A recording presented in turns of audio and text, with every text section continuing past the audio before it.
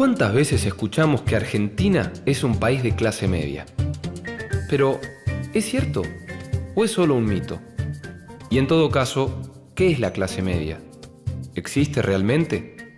Seamos de clase media o no, todas estas suposiciones nos condicionan a la hora de relacionarnos.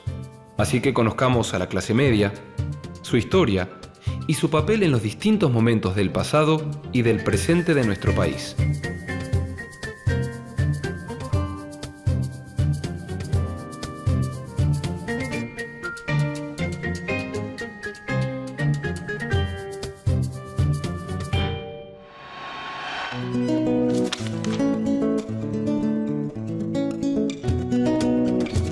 Las diferencias de clase en la Argentina son solo una cuestión de nivel sociocultural o se hacen también distinciones a partir del color de la piel.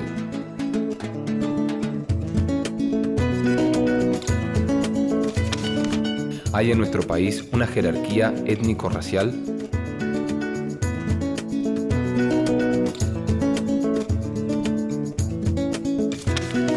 ¿Cómo se comporta la clase media al respecto?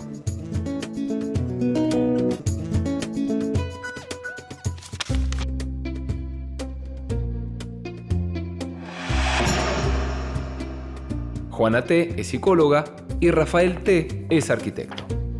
Hoy recibieron un llamado de la directora de la escuela donde estudia su hijo.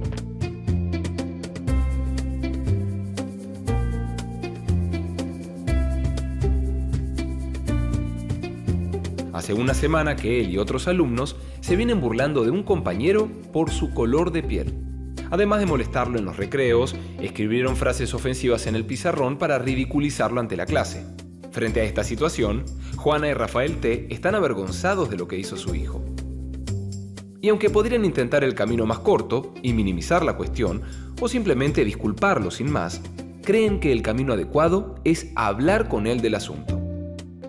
Por eso intentan descubrir de dónde pudo haber sacado tales ideas su hijo. Ellos siempre le dijeron a su hijo que discriminar es una actitud horrible y que todas las personas deben ser respetadas en sus diferencias. Sin embargo, ellos saben que a veces en su propia casa se hacen comentarios que desmienten eso. Juana y Rafael creen que lo mejor será hablar con su hijo para que reflexione sobre lo que ha hecho. En general creo que son discriminados todas las minorías. O sea, minorías de género, minorías étnicas, políticas, algunas en mayor medida y otras en menor medida. El hecho de que en el siglo XXI hay una sociedad supuestamente que avanzó mucho en temas de derechos y demás, siga habiendo xenofobia, discriminación y demás, muestra que en realidad seguimos siendo una sociedad muy desigual. Son términos que refieren a una sociedad intolerante. A veces el aspecto exterior de una persona, la forma de hablar, por ahí nos hace presuponer, de ahí el prejuicio, o sea, el juicio previo, nos hace pensar cosas que a lo mejor no son. Hoy desde los medios de comunicación se baja una cuestión de estatus, de pertenecés si tenés o no tenés. Tiene más que ver con un racismo día a día, que es, tenés esto, entonces pasá, no tenés esto, no podés pasar. En los años 40, durante el surgimiento de la identidad de clase media, esta inmediatamente fue asociada con un rasgo étnico-racial. A diferencia del bajo pueblo, al que se consideraba formado por cabecitas negras, la clase media se imaginaba orgullosa heredera de los inmigrantes europeos y por ello blanca. Y ahora Buenos Aires les tiende la mano y por intermedio de la Comisión de Recepción, el Estado argentino se encarga de incorporarlos a la vida nacional. Ser de clase media teóricamente tenía que ver con ser blanco, o lo que era igual, con no ser negro. Pero la relación entre la jerarquía de clases y la fantasía de superioridad racial existía mucho antes de que surgiera la clase media. En tiempos de la colonia, estas diferencias étnicas formaban categorías legales. Casta era un término legal que las autoridades usaban para registrar a los negros, aborígenes, mestizos y mulatos. Los mestizos eran descendientes de indios y blancos, y los mulatos de negros y blancos. Los miembros de estas castas tenían derechos y obligaciones diferentes que las personas blancas. En la América colonial, los que no eran blancos eran parte de la plebe y ocupaban los lugares más bajos en la escala social. Mientras que la gente decente era blanca, aunque algunos se las arreglaron para ocultar su origen mestizo. Pero las guerras por la independencia alteraron profundamente estas jerarquías sociales. Para formar la nueva nación, los batallones convocaron a la plebe urbana, gauchos, aborígenes e incluso esclavos. Algunos jefes, como San Martín, soñaban con una patria con iguales derechos para todos, cualquiera fuera su grupo étnico. En la actualidad, pocos tienen en cuenta que la versión original del himno nacional presentaba a los habitantes de las Provincias Unidas del Sur como orgullosos descendientes de los incas.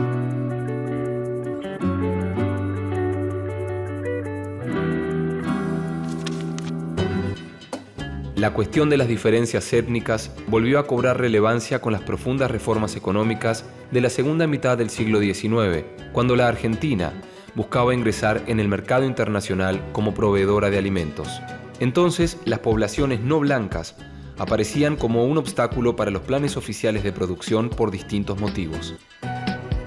Por un lado, las tierras que ocupaban los aborígenes eran fértiles y, por lo tanto, muy codiciadas por los nuevos estancieros. Además servían de refugio para los gauchos, que huían de la ley del Estado naciente. A esto se sumaba el recelo de las élites hacia los afroargentinos, que habían simpatizado con Rosas, su peor enemigo.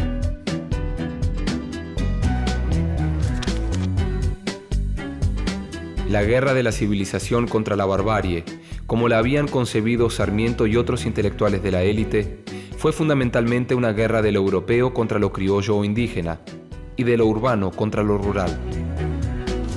Por todo eso, fue también el enfrentamiento del progreso que representaba la ciudad de Buenos Aires contra el atraso que desde este punto de vista residía en el interior. La Argentina, al igual que muchos otros países, esto no solamente pasa acá, es un poco de tilde discriminatorio. Y me parece que eso tiene que ver con el creer que lo de afuera es mejor que lo de adentro, ¿no? Esto que decíamos de traer a los europeos porque traían la cultura, porque traían el conocimiento. Siempre se ha entendido que como progreso lo que viene de Europa, y nunca se han buscado alternativas para el progreso real de los pueblos latinoamericanos, que viven en condiciones o en contextos distintos a los de los pueblos europeos. Así fue que los aborígenes, los mestizos y los gauchos, que integraban las muchedumbres, como las llamaban los intelectuales de la época, fueron acusados de todos los males sociales. Según esta concepción, la inferioridad de los criollos era biológica, es decir, incorregible. Los mensajes racistas atravesaban la sociedad entera, incluso se volvieron frecuentes en los manuales de escuela primaria. Este cambio de ideas modificó las relaciones entre el Estado argentino y los pobladores no blancos. La élite caratuló el tema como el problema indígena y empujó al Estado a una solución final. Se organizó la matanza a gran escala de los pueblos originarios, la ocupación militar de sus tierras, la deportación de grupos étnicos enteros y la destrucción sistemática de sus culturas y modos de vida.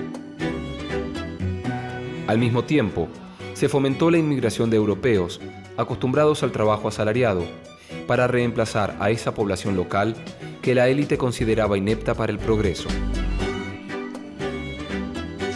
La República Argentina, cuyas fronteras abarcan casi 3 millones de kilómetros cuadrados, por la variedad de su topografía y la generosidad de su clima, factores determinantes de su pujante progreso, ofrece condiciones propicias de adaptación a hombres de todas las razas.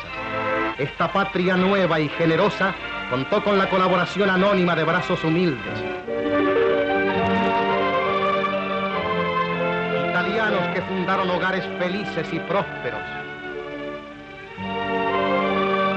como españoles y gentes de todas las nacionalidades que escucharon el llamado fraternal de nuestra Constitución y creyeron en él. En Argentina, tierra de vida nueva, no se sintieron extraños, prodigando sus esfuerzos por ellos y por la patria que les abrió sus brazos. Una vez que el Estado argentino conquistó las tierras aborígenes y logró dominar el territorio que hoy ocupa, se enfrentó con una nueva tarea: formar una ciudadanía. Para que nativos y extranjeros se comportaran como ciudadanos respetuosos de las instituciones argentinas, primero había que convencerlos de que ellos también eran argentinos. Para promover ese sentimiento, en tiempos del centenario se creó uno de los grandes mitos de la historia argentina, el del crisol de razas. Este concepto sugería que todos los grupos étnicos que habitaban el país ya se habían fusionado creando una raza argentina homogénea. Pero esto no terminó con el racismo abierto del siglo XIX, sino que continuó como un racismo velado, porque los intelectuales que lo formularon le agregaron una jerarquía racial oculta. Se argumentaba que todas las razas se habían fundido en una sola, pero al mismo tiempo se sostenía que esa fusión había dado como resultado una nueva que era básicamente blanca europea. De esta manera se negaba la presencia de los mestizos, negros, mulatos y aborígenes, quienes supuestamente habían desaparecido sin dejar huellas en el tipo argentino ideal. Los inmigrantes en ese sentido trabajaron mucho porque tenían un país que estaba recién en sus orígenes y todo eso llevó al nacimiento de lo que es hoy Argentina. Ya venían con una cultura del trabajo de la tierra que aquí aplicaron y eso fue lo que les dio de comer y lo que nos dio a nosotros el ejemplo a seguir. El ciudadano ideal quedaba así definido como aquel que estaba educado en los modales europeos y actuaba políticamente de manera razonable. Además, era blanco y de origen europeo. Y como la mayoría de los inmigrantes se concentraron en la región pampeana, se consideró que el argentino típico era el de esa región. Esta definición del ciudadano ideal creaba jerarquías entre los argentinos y servía para disciplinar a las clases subalternas. Quedaba claro el modo correcto de comportarse. Debía copiarse la conducta de los ciudadanos cultos y blancos de Buenos Aires, y no la de los provincianos supuestamente incultos.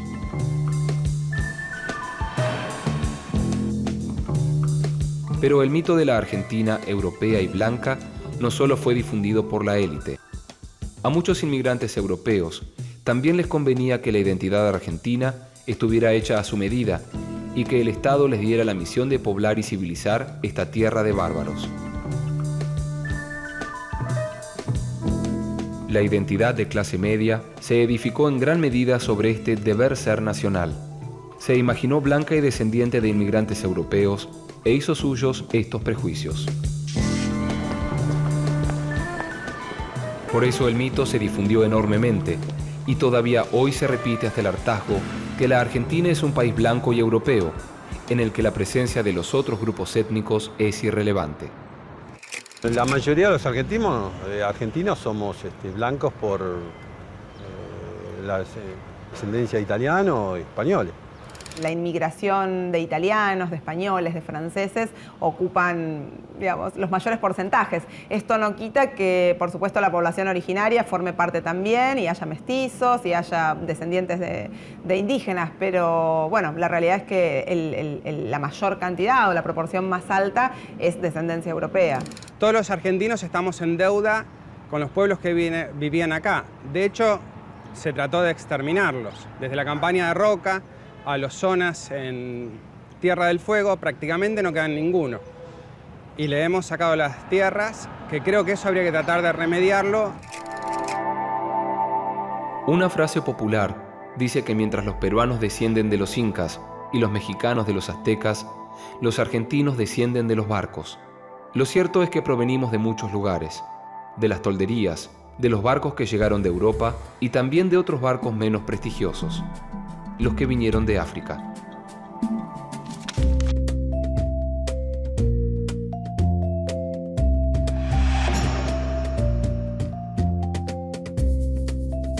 Romina T. va todos los viernes a bailar a un boliche muy exclusivo en la zona más elegante de la ciudad. El control en la entrada es muy estricto. Si no se cumplen con determinadas pautas de vestimenta y aspecto personal, es muy difícil que se pueda ingresar. Gran parte de la noche, Romina T. baila al ritmo de la música electrónica. Pero bien entrada la madrugada, el DJ comienza a pasar cumbia. El público de la disco no es el habitual de los boliches de cumbia. Pero todos bailan y se divierten con este ritmo difundido en los barrios más pobres de la ciudad. Incluso Romina, que encuentra en esta música un efecto sumamente liberador.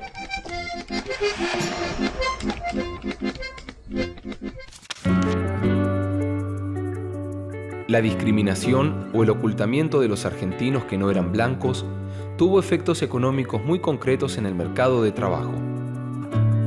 El modelo agroexportador benefició especialmente a las regiones donde los inmigrantes tenían mayor presencia. También fueron ellos los que aprovecharon las mejores oportunidades.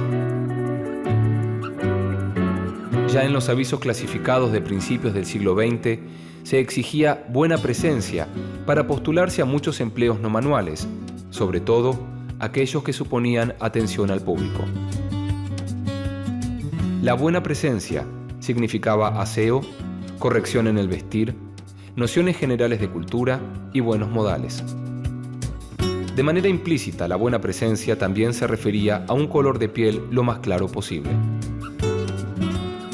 De este modo, el mercado laboral separaba la masa de trabajadores en sectores para los que reservaban tareas menos prestigiosas y peor pagas, y otros a los que se asignaban los mejores puestos.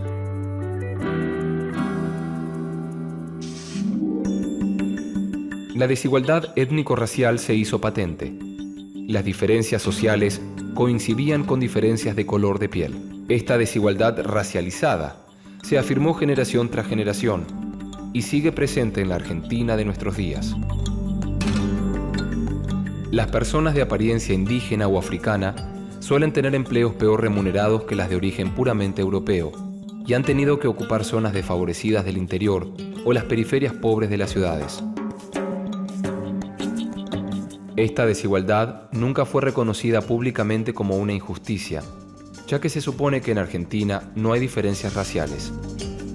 Sin embargo, cada vez que las clases bajas parecían reclamar un lugar político, las élites les recordaban que ese lugar no les pertenecía. Hacia 1916, el presidente Hipólito Yrigoyen fue víctima de esas acusaciones al buscar apoyo en los sectores populares. Diarios como La Fronda dijeron que era un cacique que instalaba una mentalidad negroide en la vida política nacional.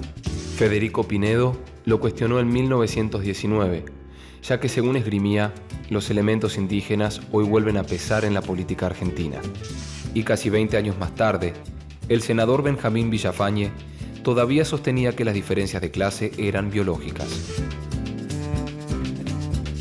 Todas estas opiniones sirvieron para justificar alternativamente el golpe de Estado que derrocó a Yrigoyen, el retorno al fraude electoral y la teoría de que solo debían votar los que tuvieran cualidades sociales y biológicas superiores.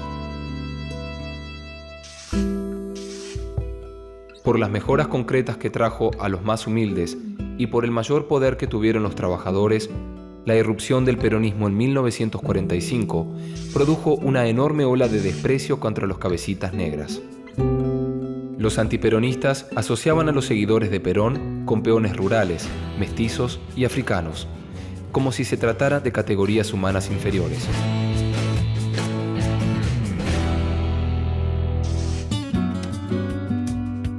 Gino Germani, el padre de la sociología argentina, afirmaba que a Perón lo apoyaba solo la nueva clase obrera, venida de zonas atrasadas del interior. Mientras que la vieja clase obrera, la que se había formado con la inmigración europea, había sido menos receptiva. Las investigaciones históricas demostraron que la teoría de Germani era falsa. Los obreros viejos se habían vuelto tan peronistas como los nuevos. Sin embargo, esta teoría hoy sigue teniendo difusión. En los años 70, a los prejuicios contra los cabecitas negras se sumó una discriminación particular dirigida contra los nacidos en los países limítrofes. A partir de 1976, el golpe de Estado, autodenominado Proceso de Reorganización Nacional, se propuso limpiar el espacio público de toda presencia plebeya. Un ejemplo de esto se dio en 1977, cuando el gobernador de facto de Tucumán, Antonio Bussi, obligó a subir a un camión a los mendigos de la capital provincial y los abandonó en un descampado de Catamarca. Mientras tanto, en Buenos Aires, las topadoras del intendente Osvaldo Cacciatore se ocuparon de blanquear la ciudad para destruir las villas de emergencia. Como parte de esa cruzada, los inmigrantes de países limítrofes fueron hostilizados de diversas maneras, incluyendo la deportación, y se impusieron restricciones más severas a su ingreso al país. El argumento de las autoridades de entonces era que se buscaba preservar la calidad de la población. Desde entonces no se los discriminó como antes, solo por cabecitas negras, sino también por ser bolivianos, peruanos o paraguayos. Ya en los años 90, durante el gobierno de Carlos Menem, la discriminación contra los inmigrantes de países limítrofes se intensificó. El propio presidente y su compañero de fórmula Eduardo Duhalde culparon a la comunidad boliviana y paraguaya instalada en el país por el desempleo. Lo mismo harían otros funcionarios estatales en 1999. Para ellos, la inseguridad también era culpa de los inmigrantes de los países limítrofes.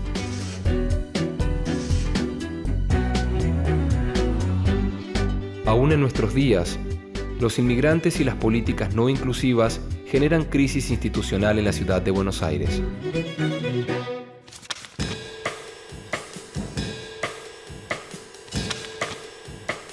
En el siglo XIX, la oposición civilización o barbarie le permitió a la élite dirigente realizar profundos cambios sociales para integrar el país al sistema capitalista mundial. Esa forma de ver la realidad impuso la idea de que los europeos eran superiores a los criollos. La discriminación caló con fuerza en amplios grupos sociales y trajo prejuicios de todo tipo, por ejemplo, a la hora de contratar trabajadores.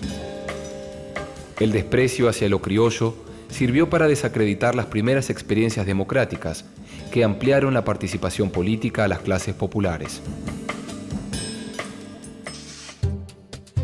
Retomando este prejuicio, la clase media se imaginó a sí misma como heredera de la inmigración europea, para diferenciarse de los cabecitas negras que apoyaban a Perón. Sin embargo, en las últimas décadas se empezó a cuestionar el mito de la Argentina blanca y europea y a imaginar, en cambio, una reconciliación con las verdaderas características de sus habitantes y con su destino latinoamericano. Como parte de ese cambio, por primera vez en nuestra historia, surgen voces que reivindican la herencia indígena, mestiza y negra.